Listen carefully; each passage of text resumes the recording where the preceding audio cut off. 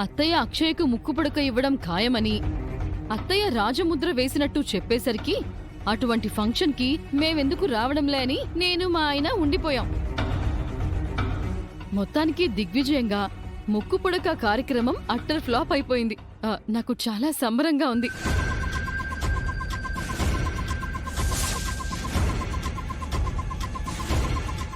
జాతకం కలవని ముగ్గురు కోడళ్లకు ఆ ముక్కుపుడక దక్కలేదని అంటే ఒక అర్థం ఉంది, కాని అత్తయ్య లాంటి జాతకంతో అమ్మవారి అంశతో కారణజన్మురాలిగా పుట్టిన అక్షయకు కూడా ముక్కుపుడక దక్కలేదంటే వండర్గా ఉంది.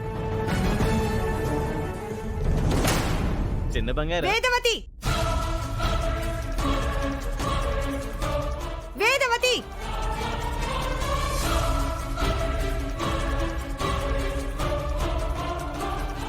ఏంటి మా అమ్మని పేరు పెట్టి పిలుస్తున్నావు గౌరవం లేకుండా? ఆ పేరుని పెద్దరికాన్ని నిలబెట్టుకున్నప్పుడే గౌరవం ఉంటుంది. పల్లెటూరులో అవని వాళ్లకు జరిగిన దారుణమైన అవమానం గురించి తెలిసినట్టుంది. అందుకే దుమ్ము దొలపడానికి వచ్చినట్టుంది.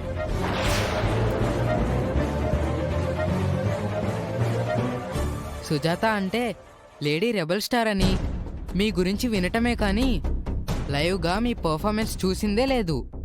ఇప్పుడు నాకు ఆ ఛాన్స్ దొరికినట్టుంది.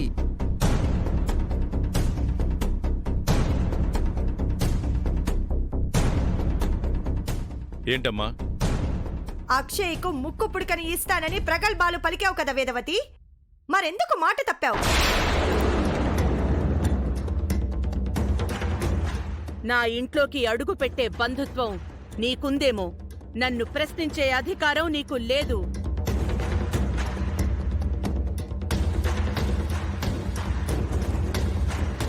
అత్తా అని నన్ను పిలిచే చనువు నీకుందేమో, వేదవతి అని పిలిచే అర్హత నీకు లేదు.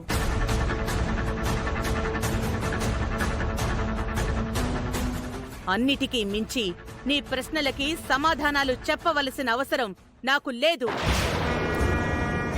అక్షయ ఓ కారణ జన్మరాలని అందరి ముందు పొగిడిన మీరు మాట మార్చడం వెనుక ఓ కారణమైతే ఉంటుంది కదా. ఆ కారణం ఏంటో చెప్పండి అత్తయ్య. కొత్తగా సిరొస్తే అర్ధరాత్రి గొడుగు పట్టమన్నాడంట నీలాంటోడొకడు. మీరమ్మని ప్రశ్నిస్తున్న తీరు కూడా అలాగే ఉంది. భలే చెప్పావు అక్క.